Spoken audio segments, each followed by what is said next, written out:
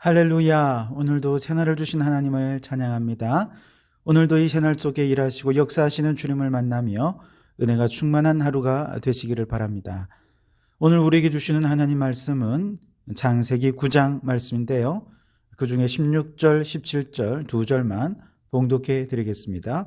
하나님의 말씀을 경청하시기 바랍니다. 무지개가 구름 사이에 있으리니 내가 보고 나 하나님과 모든 육체를 가진 땅의 모든 생물 사이에 영원한 언약을 기억하리라. 하나님이 노아에게 또 이르시되 내가 나와 땅에 있는 모든 생물 사이에 세운 언약의 증거가 이것이라 하셨더라. 아멘. 오늘도 이 말씀을 통해 우리에게 주신 하나님의 음성을 듣게 되기를 바랍니다. 심판자 하나님께서는 홍수 심판으로 파괴된 이 세상을 다시 회복시키시는 회복의 하나님이셨습니다. 그러나 이때 회복은 인간의 죄악된 본성까지 다 회복시키는 회복은 아니었습니다. 인간의 죄악된 본성을 죄로부터 해방시키고 의롭게 해주실 분은 장차 오실 하나님의 아들 예수 그리스도 그분밖에 없기 때문이지요. 다만 제사 언약을 회복시켜 주시면서 죄를 용서해 주시고 그리고 무너진 일상도 회복시켜 주셨습니다. 자, 이렇게 창조 질서를 회복하신 하나님께서는 오늘 본문에서는 창세기 1장에서 아담을 축복해 주셨던 그 축복을 노아에게 다시 한 번 더 갱신해 주시고 새로운 무지개 언약을 체결해 주고 계신데요. 오늘 말씀에서 우리는 모든 생명을 존귀히 여기시는 하나님을 만나게 될 것입니다. 1절과 2절을 보십시오. 하나님이 노아와 그 아들들에게 복을 주시며 그들에게 이르시되 생육하고 번성하여 땅에 충만하라. 땅의 모든 짐승과 공중의 모든 새와 땅에 기는 모든 것과 바다의 모든 물고기가 너희를 두려워하며 너희를 무서워하리니 이것들은 너희의 손에 붙였음이니라. 아멘. 하나님께서 처음 아담에게 복을 주셨을 때에도 똑같이 생육하고 번성하고 땅에 충만하라 라고 하는 복을 명령하셨죠.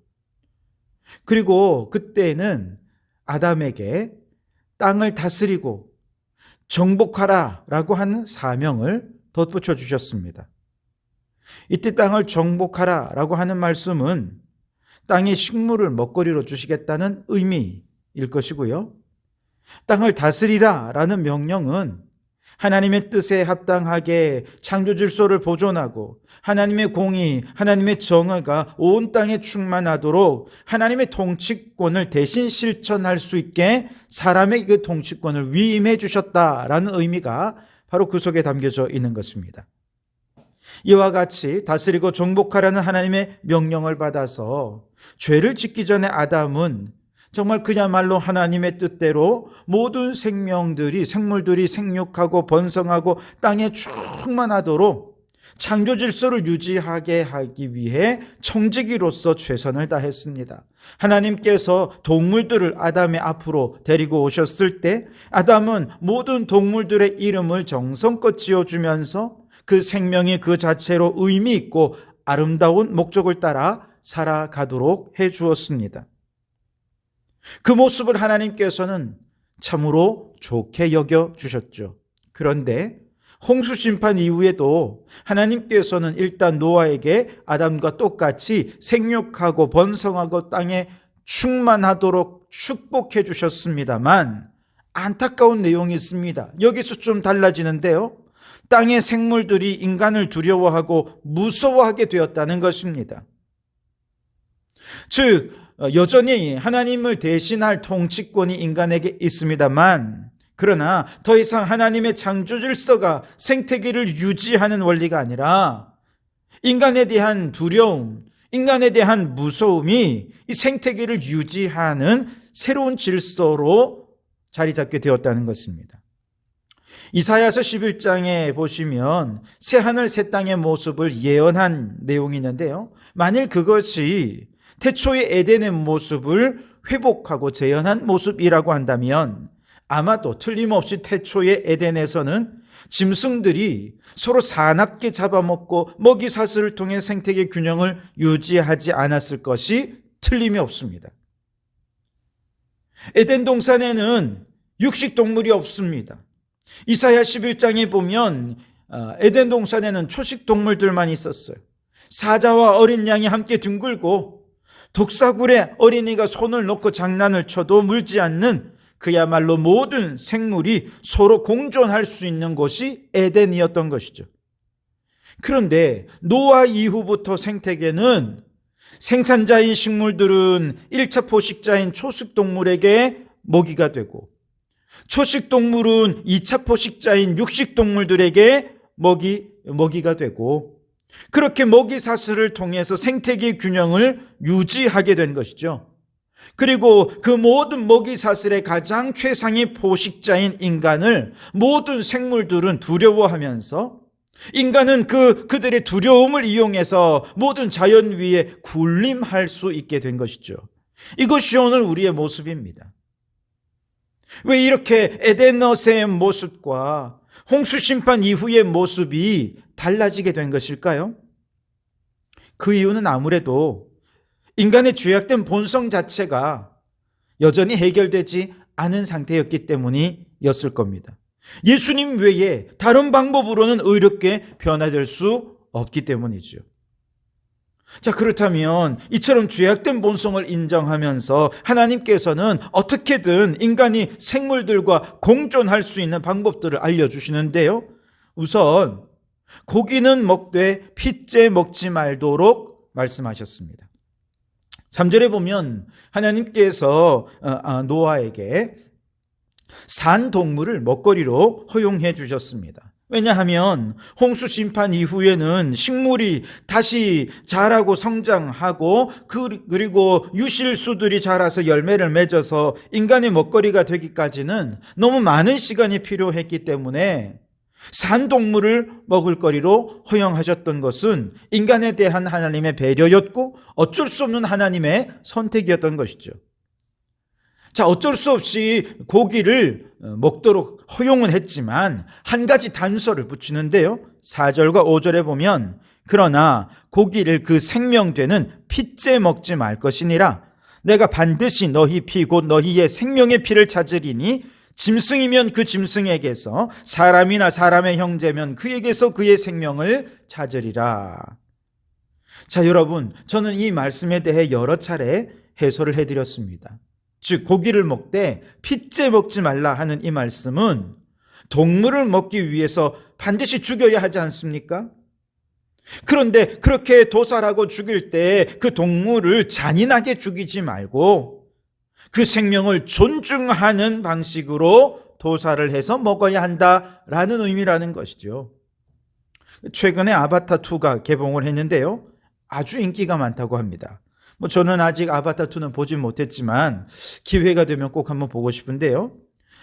전편인 아바타 1편에 보면 주인공이 이제 아바타가 되어서 나비족의 일원으로서 이제 신뢰를 얻고 그들의 무리 속에 받아들여지기 위해 몇 가지 과정들을 거치게 되는 내용이 나오는데요.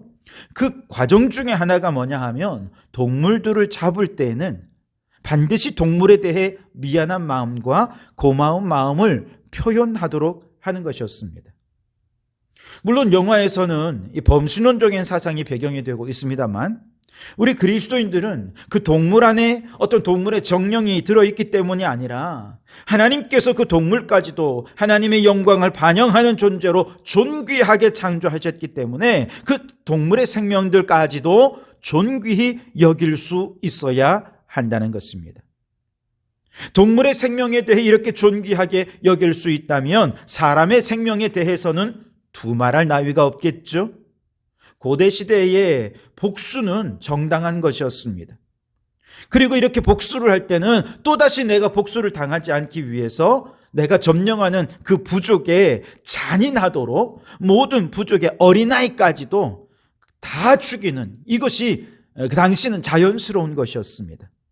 그 과정에서 얼마나 많은 사람의 생명을 하찮게 여기며 죽여야 했던지 모릅니다.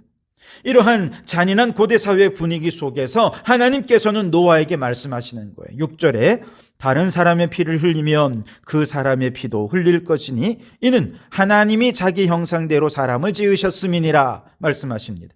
다른 사람의 피를 흘리면 너도 그 피를 흘리게 될 거야.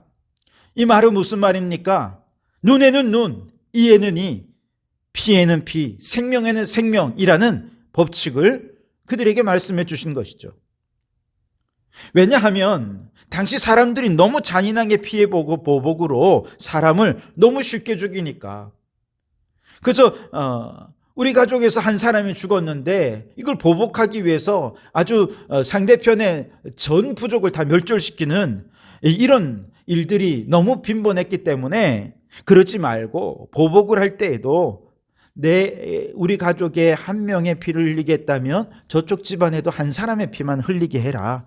그렇게 보복하고 다른 사람들에게는 절대 보복 차원에서 그 생명을 해해서는 안 된다라는 말씀을 하시는 것입니다. 왜 그래야 되느냐? 모든 사람이 하나님의 생명으로 하나님의 형상으로 지음받은 존귀한 존재이기 때문이죠.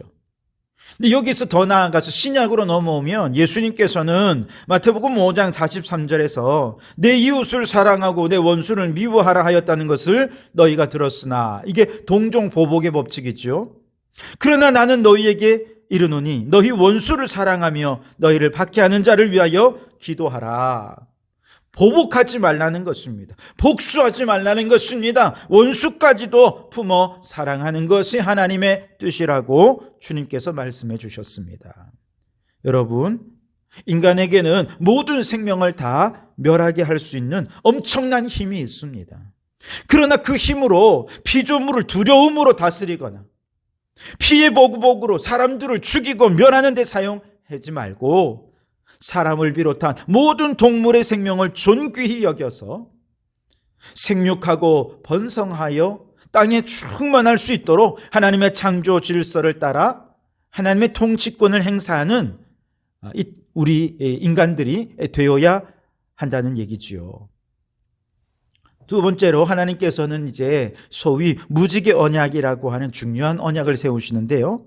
그 내용은 11절에 보시면 내가 너희와 언약을 세우리니 다시는 모든 생물을 홍수로 멸하지 아니할 것이라 땅을 멸할 홍수가 다시 있지 아니하리라. 이러한 홍수 심판으로 다시 심판하지 않겠다는 내용을 언약으로 체결하시기 위해 그 언약의 증표로 무지개를 보여주셨는데요. 이때 중요한 게 뭐냐 하면 이 무지개 언약의 계약의 당사자가 누구냐는 것입니다. 이쪽에서는 하나님이 있고 이쪽에서는 누가 있느냐 하는 것인데요. 8절에 보면 먼저는 노아가 계약의 당사자로 이름이 등장합니다. 그리고 그와 함께한 아들들도 계약의 당사자로 이름이 기록되어 있죠. 그리고 9절에 보면 이 언약을 후손들과도 체결합니다. 지금 당장 눈에 보이지 않지만 이 무지개 언약은 후손들과도 이미 체결된 언약이고요. 더 놀라운 사실은 10절에 보면 새와 가축과 땅의 모든 생물도 이 언약의 당사자로 그 자리에 참여시켜 주셨다는 것이죠. 여러분, 참 놀랍지 않습니까? 이 세상에 어느 종교, 어느 신이 짐승들과 언약을 체결하는 신이 어디 있습니까? 없어요, 없어. 이 세상 어디에도 그런 종교는 없습니다. 그런데 우리 하나님께서는 사람을 넘어 모든 생물들과 언약을 체결하신 거예요. 그 이유는 하나님께서는 사람들만 존귀히 여기시는 것이 아니라 모든 생물들도 존귀히 여기시기 때문에 그렇습니다. 다시 말해 모든 자연은 사람과 동등한 권리를 가진 계약 당사자로서 함부로 짓밟고 함부로 죽여서는 안 되는 존재들이라는 것입니다.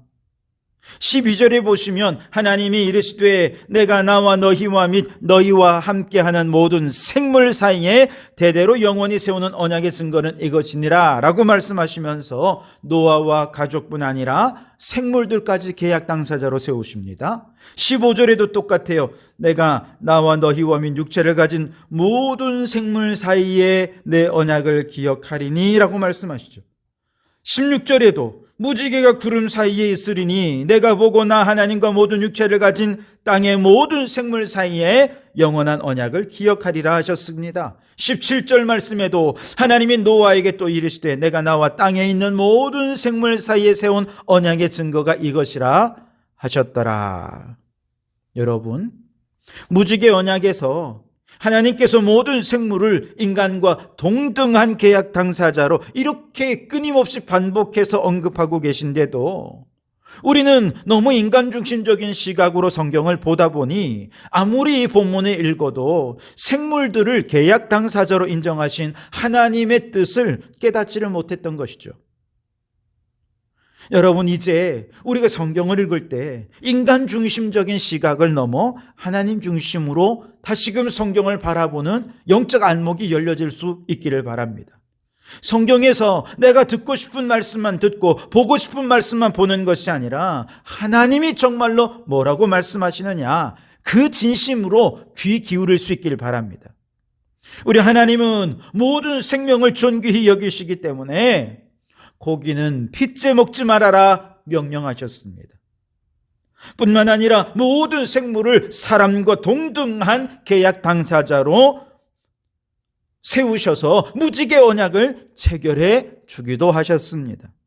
이와 같이 모든 생명을 존귀히 여기시는 하나님의 마음을 알아서 함부로 생명을 짓밟거나 자연을 파괴할 것이 아니라 하나님께서 우리에게 주신 거룩한 통치권으로 생명을 소중하게 여기고 하나님의 창조 질서를 회복해가는 우리 성도들이 될 수 있기를 주님의 이름으로 축원합니다. 기도하겠습니다. 하나님, 우리가 성경을 보고 들을 때 인간 중심적인 시야를 벗어나 하나님이 정말로 무엇을 말씀하시는지 하나님 중심으로 보고 듣게 해 주시옵소서.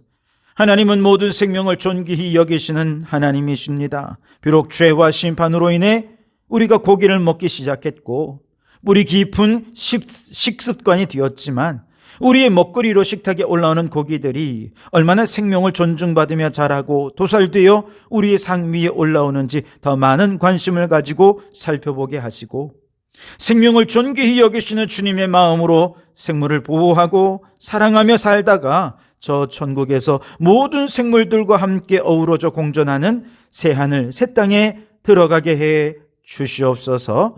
예수님의 이름으로 기도하옵나이다. 아멘.